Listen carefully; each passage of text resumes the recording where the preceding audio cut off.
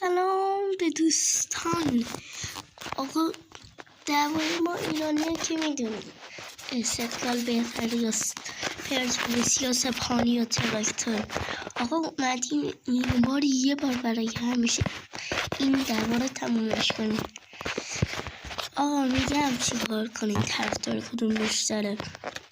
آقا استقلال لایک کن، یه کامنت قلب آبی.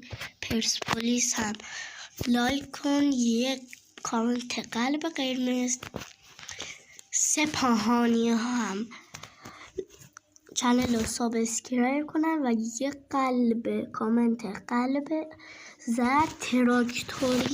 تراکتورن سابسکرایب، چنل رو سابسکرایب کنن، یه کامنت قلب نارنجی قلب. تراکتور و سپاهان و پرسپولیس استقلالی هم کم نیارن. استقلال و پرسپولیس و سپاهان و تراکتور. ببینم چی کار کنم. من فکر کنم طرفدار استقلال و پرسپولیس هم. شما طرفدار کدومی؟ معلوم میشه توی این ویدیو. بای بای.